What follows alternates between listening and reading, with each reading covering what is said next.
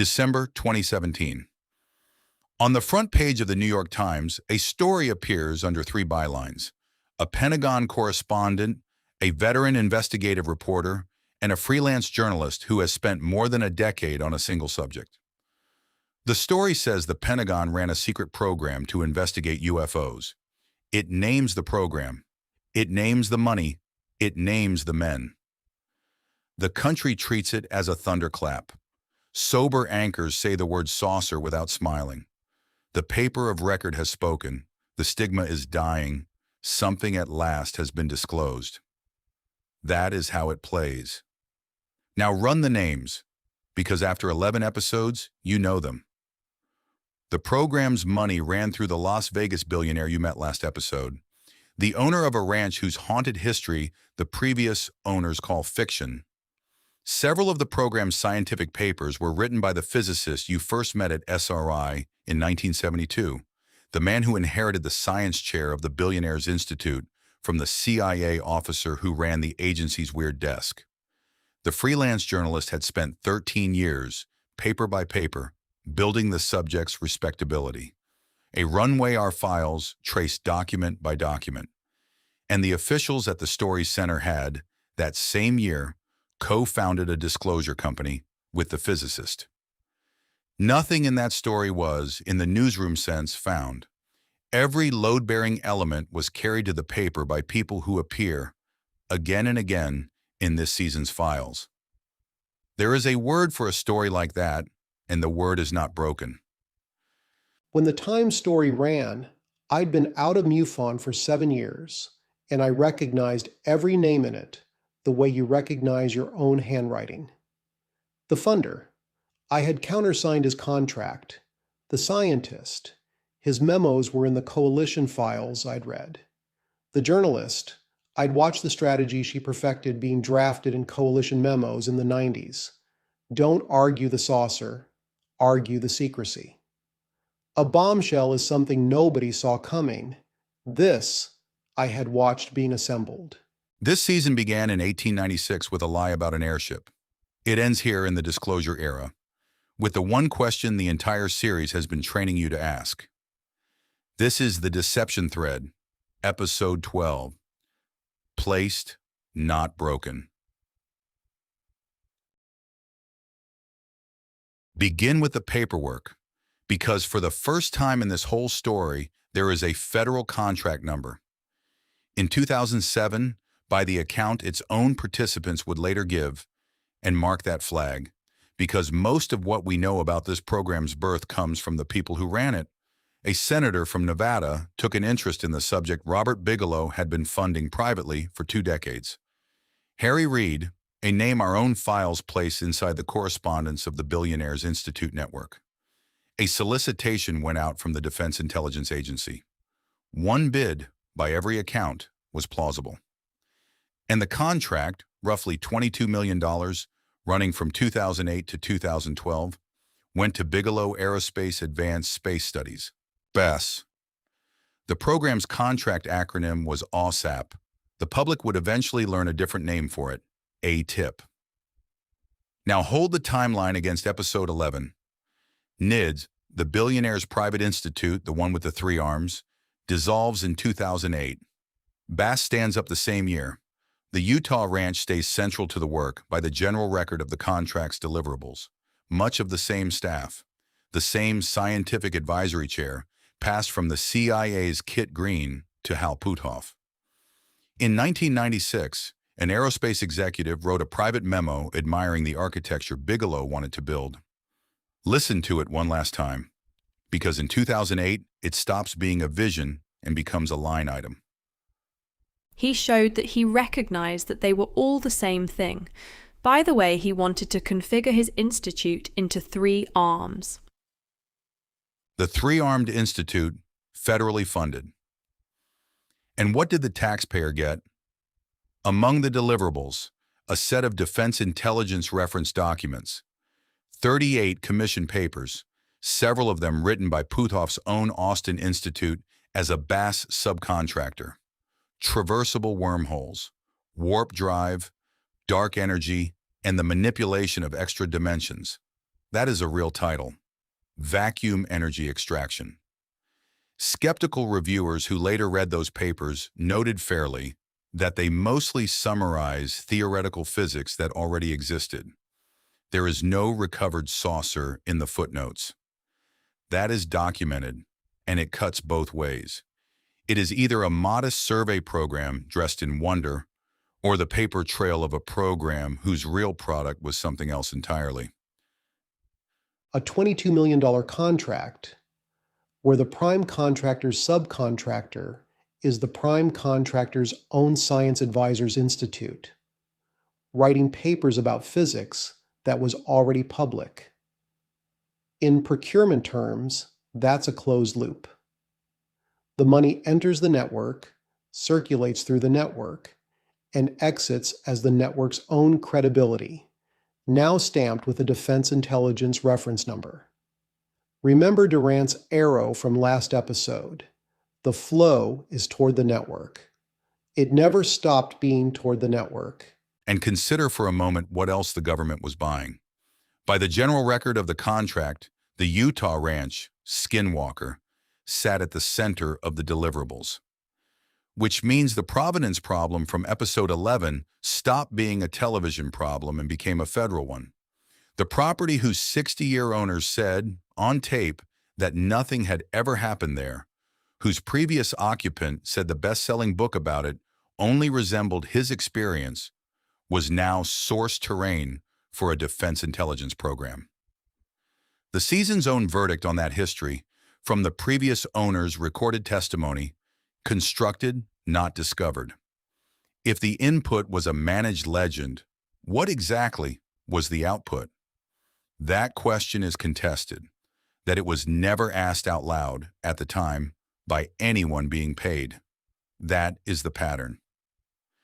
And then, in 2009, the program reached out and did the thing this series has been warning you about since episode 6. It absorbed the volunteers. That year, Bass signed a contract with MUFON, the largest civilian UFO organization in the country. The people who drive to a witness's farmhouse on a Saturday, unpaid because they believe somebody should. Under the contract, their case files, every sighting, every witness, flowed to Bass as a data feed. The analysis in our files puts the result in a single sentence. The contract converted MUFON's field investigator network into a data collection apparatus for a government-funded program, with MUFON's own leadership having no access to the collected data. You have heard this episode before. It was called NICAP, and it was episode 7. The capture no longer needed infiltrators. It came with an invoice. I was MUFON's international director from 2006 to 2010, and my signature is on that contract, $56,000 a month. I want to be precise about what I knew and when. It was presented to us as private research money. The government customer on the far end was not on the paper I signed. My field investigators mailed in their cases believing they were contributing to civilian science. And somewhere down a pipeline none of us could see into, their work landed inside a defense contractor. When I started asking where the data went and who was really paying, the answers stopped coming. Eventually, so did I. That's not a hypothesis, and it's not somebody else's dossier. It's my resume. It's the reason this podcast exists. The show must argue against itself, so here is the other reading, given its full weight. A defense agency asked whether strange things reported near American airspace deserved a serious look. The only company willing to run the contract was Bigelow's. The only standing field network was MUFON's. Buying data is not stealing it, and a government curious about the unexplained is, arguably, a government doing its job. Nothing in the documented record forbids that reading. What it struggles with is the secrecy running in one direction only, the volunteers transparent to the program opaque to the volunteers, and the fact that the architecture predates the contract by a decade and was described in writing by the man being paid. By 2012, the federal money ended. By the general record, the program did not. Because it had never really been the contract, it was the network. And the network's next move was the one it had been rehearsing since a Rockefeller ranch in Wyoming in 1993. It was going to place a story.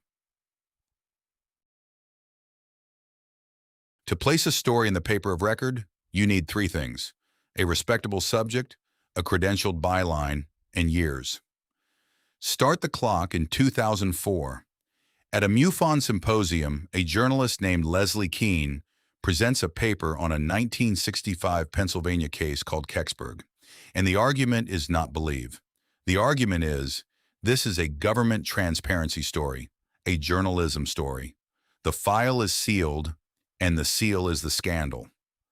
Our files call that the rhetorical template and flag the observation as analysis, reframe the saucer as a records request. It is frankly a good idea, which is exactly why it worked. In 2010, Keene publishes a book, UFOs, Generals, Pilots, and Government Officials, Credentialed Witnesses, Sober Tone, Foreign Military Files to Neutralize Domestic Ridicule. Our session notes call it the direct bridge between the 2004 paper and what came next. And alongside the work, a relationship. Ralph Blumenthal, a veteran New York Times investigative reporter. When the December 2017 story runs, it carries his byline, hers, and that of the paper's Pentagon correspondent, Helene Cooper. The analysis in our files reads the long Blumenthal relationship as cultivation, the patient acquisition of the one asset a stigmatized subject can never buy, an unimpeachable byline. That is our side's reading. Here is the other one. Reporters build relationships with sources for decades, and we call that a career. Contested, hold both. Two more wires connect her to the season. Keene's path runs close to Bigelow's consciousness studies world, the NIDS orbit. And the strategy she perfected has an ancestor you have already met. The Rockefeller-funded briefing document of 1995, Evidence Package for People of Influence. Her placement near the network is documented. Her intent is not established, and we make no claim about it. But over the whole act hangs one sentence from our research files, and the record makes it hard to shake. A genuine whistleblower campaign does not require a 13-year runway. A managed disclosure operation does. That is an inference, consistent with the evidence, proof of nothing. Say the flag out loud. That is a hypothesis, and we will treat it like one. The delivery vehicle incorporated in 2017 to the Stars Academy, a rock musicians disclosure company whose founding roster reads like this season's cast list. Tom DeLonge, the musician. Christopher Mellon, a former Deputy Assistant Secretary of Defense for Intelligence. Luis Elizondo, the Pentagon intelligence officer at the center of the ATIP story, and, as Vice President for Science and Technology, Hal Puthoff. NIDS Science Chairman inheriting the seat from Kit Green. OSAP's reference documents, 2008, To the Stars, 2017, and a seat among the sources for the December story. One man, every institution, across 5 decades. Our profile of him uses a phrase worth keeping, the most durable scientific credibility node in the network. The figure who made each successive program sound procedural. Documented placement, and the same profile is equally blunt about what placement does not prove. Step back and draw the line the way our own competing hypotheses file draws it, because the file is explicit that this line is not speculation. 1989, Bob Lazar tells his story on Las Vegas television through the journalist George Knapp. Knapp connects to Bigelow. Bigelow funds the coalition, buys the ranch, builds NIDS. NIDS dissolves into Bass. Bass takes the federal contract, and the contract becomes the 2017 disclosure event. Every link in that chain, the file states, is supported by primary documentation. Even the ranch's best-selling legend was co-written by Knapp, the same journalist who carried Lazar. The family that lived there says the book only resembled the truth, and its patriarch never met him. A continuous documentable structure from the conduit of episode 10 to the front page of the Times. What the structure was for remains contested. That it exists is not. Who is Hal Puthoff that he can carry 5 decades of this? A real physicist, that must be said first and plainly. A Stanford doctorate in electrical engineering, a co-authored textbook on quantum electronics, peer-reviewed work on lasers and the physics of the vacuum. The credentials are genuine, and the credentials are the point.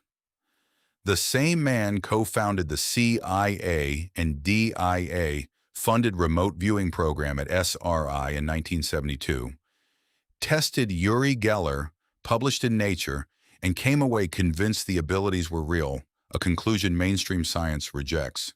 For a stretch of those years, he was also a Scientologist, writing for the church's magazine before severing ties. Our profile calls this the recurring duality of his career: rigorous physics on one shelf and scientific language lent to fringe claims on the shelf beside it. None of that is an accusation.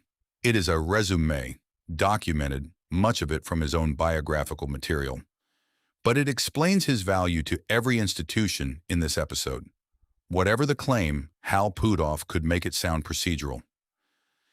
Here's the mechanism that actually matters. Analysts call it the circularity problem.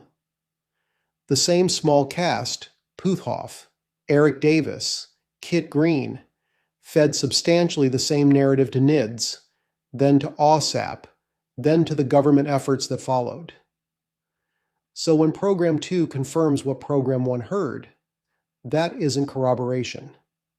That's one information stream, refracted through many institutional prisms. Intelligence officers have a name for validating a source with the source's own product. It's the oldest failure in the business. And here, it's the load-bearing wall of a national narrative. December 2017. The story runs, and on its own terms, it is accurate. The program existed. The money was real. The Pentagon confirmed it. With it come 3 Navy videos released through To the Stars. Grainy, riveting, endlessly replayed.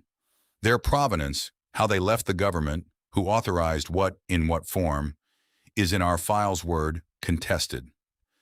What follows is years of momentum, task forces, hearings.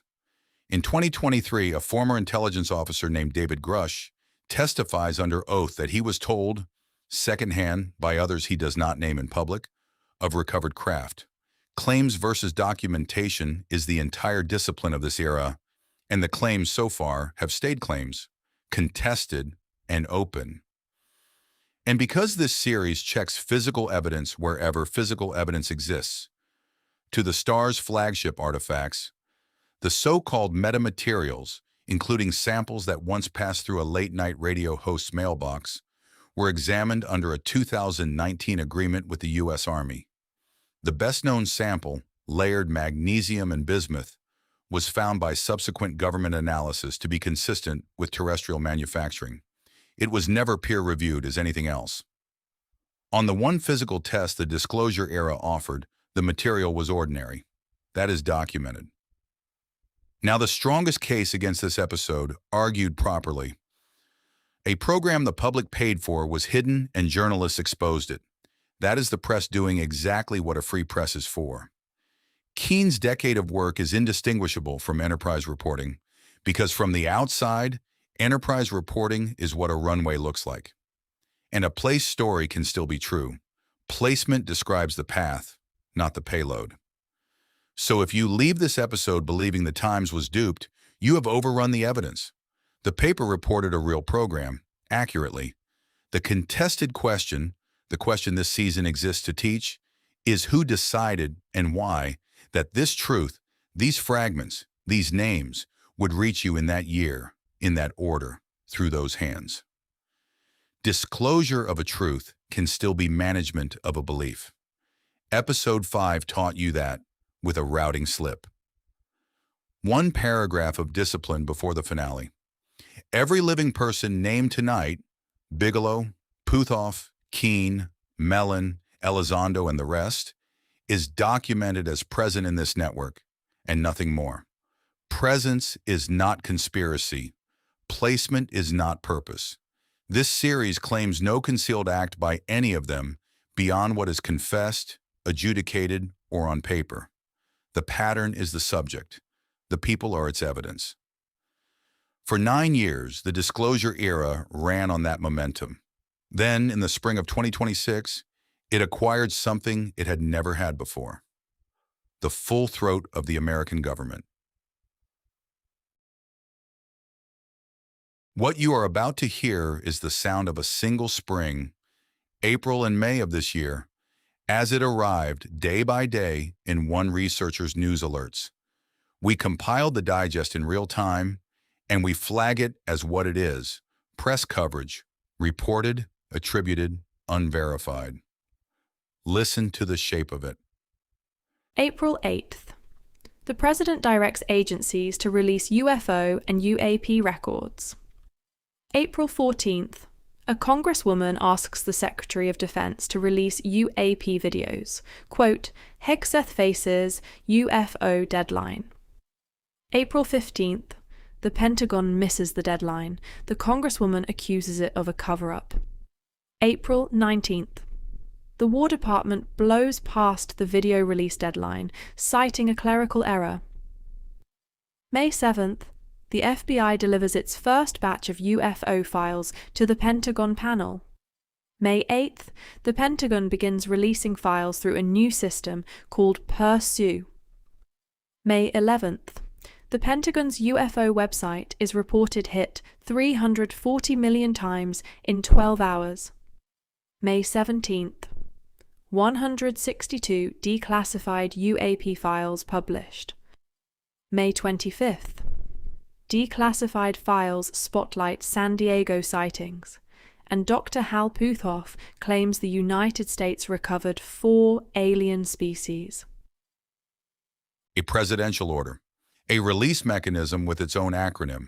The Presidential Unsealing and Reporting System for UAP Encounters. Document drops with videos, first-hand testimony, and unsealed Apollo photograph. Congressional deadline setters, missed deadlines, cover-up allegations within the week, a records request reaching back to 1930. And threaded through all of it, the same voices: Christopher Mellon, keynoting the conferences, and Hal Puthoff, the through line himself, telling audiences in the last week of May that the government has recovered 4 species. Our source summary labels that claim exactly an attributed assertion by an individual, not a confirmed government finding. The flag could not be louder, so we will say it plainly: unverified. There is a darker thread in the same digests, and we will handle it the way the source itself does. The spring's coverage carried reports of missing and dead scientists, and of a would-be whistleblower who died before testifying to Congress. Reports that were said to have drawn FBI and White House attention. We name no one. We adjudicate nothing. The summary we drew from flags every one of those items as news coverage, not record, and so do we. But notice the shape, because the shape is the data point. By 2026, a disclosure season arrives with its own mythology of dead men attached. The same Gothic accessories this series has watched being fitted to the story since the Men in Black were invented at Maury Island. Reported, unverified, and working either way. And the reviews from the people whose trade is evidence? A skeptic's journal, the same old material. An astrophysicist on public radio, just more fuzzy blob videos. A defense press analysis in 5 words. Data alone is not disclosure. One British paper judged that the release served the president's political agenda. Their editorial reading: we note it without adopting it. 340 million clicks, reportedly. And on the substance, by the assembled coverage, recycled videos, old files, familiar names, and claims that arrive precisely as unverified as they were in 1989, in 1984, in 1952, and in 1947. Run the grammar one last time, because by now you can do it without me. Seed, an executive order, and a tease about very interesting documents coming soon. Amplify, 340 million hits in 12 hours, every network, a caucus with a deadline. Manage, the misses, the clerical errors, the batches. Attention has a throttle, and somebody's hand is on it. Harvest, whatever the moment requires, attention, budget, loyalty, cover. I don't know which, and I won't pretend to.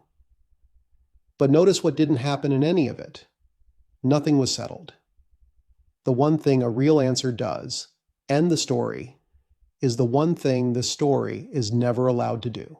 The mundane reading one more time, because it never leaves the table. Maybe this is simply what government transparency looks like in an attention economy. Overpromised, underdelivered, politically convenient, and sincere anyway. Missed deadlines are what bureaucracies do. Recycled material may only mean the vault was always thinner than the legend. And if the files are boring, perhaps the truth is boring, and 80 years of suspicion has been a category error about ordinary incompetence. That reading survives tonight, so on the 2026 release, the honest flag is the season's rarest, open. Which leaves the season's first question, and its oldest. We open this series with a hypothesis, and we owe you its final form, stated with everything you now know. Summer 1947. American wire copy fills with flying discs and, more to the point, with names. Anglicized, spellable, printable names. Foreign stations clip the press and cable it home, enciphered. Operation Shamrock hands the cables to American codebreakers. And any name a Soviet clerk spells out passes through the codebook spell table. A crib for messages lying in depth from a wartime printing error. That is the gardening hypothesis, and the anomaly it tries to explain is real and unexplained. Meredith Gardner's reconstruction of the Soviet codebook accelerates from roughly 15% in August 1947 to 90% within a year. What survives is narrower, names, not stories. And since then, the file has grown 2 artifacts you should hear before the season ends. One technical beat, because the finale has earned it. Why names? Because in the Soviet system, a name the codebook did not contain had to be spelled, letter by letter through a spell table, between a start marker and a stop marker, preserving its length and even its doubled letters, whichever alphabet the clerk chose, Latin or Cyrillic. A spelled name is a shape. A cryptanalyst can drag that shape across intercepted traffic, looking for the fit. And 209 saucer articles sit in the study's dataset, a corpus of printable, spellable, wire-ready shapes. If, and the if is the flag, anyone on the American side wanted the Soviets to encrypt words Washington already knew, the summer of 1947 supplied them by the column inch. September the 15th, 1947. The FBI's Salt Lake City office reports to the director on a newspaper's named saucer witnesses. 2 of them, Keith Hughes and Joan Crookston, tell the agents something remarkable, and the memo preserves it. Mr. Keith Hughes and Joan Crookston both advised that they were unable to state how their names appeared in the newspaper as having observed flying saucers, inasmuch as neither had ever had the opportunity to view these flying objects. And the newspaper report was erroneous. Real names in print attached to a sighting the name people say never happened. Under the hypothesis that is exactly the predicted artifact, a name mattering more than a witness. Under ordinary journalism, it is a sloppy reporter. One case cannot choose between those, and we will not pretend it can. And in the same July week, one Montana incident runs on two rival wire services with two different pilots. Vernon Baird on the United Press wire, flying for a photogrammetric company. Casey Baird on the Associated Press wire, flying for the Geodetic Survey. Same P-38, same story beat. A coherent alternative identity, not a typo. Suggestive, not probative. The discriminating tests, the Venona name preservation rate, the corpus-wide denial pattern, the wire service clustering are listed in our files in so many words as homework, and homework they remain. So the flag on 1947 tonight is the flag it wore in Episode 3. Hypothesis. It has earned its seat at the table. It has not earned the head of it. And Roswell, the founding release itself, carries the same fingerprint, and it belongs in the finale's file. The 509th Bomb Group's flying disc announcement of July 1947 survives in the first day's newspapers in materially different versions, different details attributed to the same release. As a public affairs matter, that is close to indefensible. This was the only atomic-capable bomb group on Earth, the most security-conscious public affairs shop in the Army Air Forces. Its releases went out once, in one approved form, or should have. Under the gardening hypothesis, variant releases on a 509th story are close to optimal. Anything touching that unit went to Moscow same day, enciphered, at priority, and every variant multiplies the encrypted traffic. The counter-explanation is cover-up chaos, the walk-back scrambling the record after the fact. The discriminating test, locking down which variations existed before the weather balloon retraction propagated, sits in our files marked as homework. Say the flag, unresolved. People ask what it would take for me to give it up. Fair question. I keep the answer written down. Show me the Venona traffic with the names paraphrased away, and gardening starves. Show me a 1947 control corpus with the same name density, and my signal was genre all along. I published the test myself. That is what the method is for. The day the evidence breaks it, I'll retire it. Deception is my thesis. It is not my faith. So closed the ledger, Season 1. Documented a wartime deception apparatus that survived the peace, a hoax that killed 2 officers, a study run as posture, and a panel that wrote debunking into policy. A civilian movement founded, hollowed, and buried by intelligence-connected hands.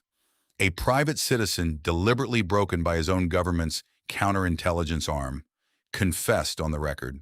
A forged scripture laundered through cleared contractors, bogus by the Bureau's own verdict. A private infrastructure with a prince, a Rockefeller, and a billionaire. A federal contract, a place story, a managed spring. Contested nearly every why. Hypothesis, the founding is summer itself. And open, truly open, whatever it is that capable pilots and radar operators have been seeing all along. This series never claimed the sky was empty. It claimed the record was made by people. And people, unlike lights, can be read. The final lesson of the thread is not an answer. It is a competence. The next time a disclosure arrives, and it will, you know the questions now. Who seeded this? Who is amplifying it? Who is managing it? And who benefits? Ask them unprompted. Ask them of this series too. The sources are named, the flags were spoken aloud, and the homework is published. That is the only defense anyone has ever had against a well-run deception. Not certainty. Method. The deception thread was researched from primary documents in the Carrion Archive and argued under analysis of competing hypotheses, including the ones we lost. And the thread itself? It does not end, it goes abroad. Season 2. Ghost rockets over the Baltic with the codes still readable. The files London kept and would not open. And the saucers the KGB flew for purposes of its own. The thread does not stop at the water's edge. Thank you for taking the time to listen. Remember, we don't teach you what to believe, we teach you how to think. This is the Circle Jerk.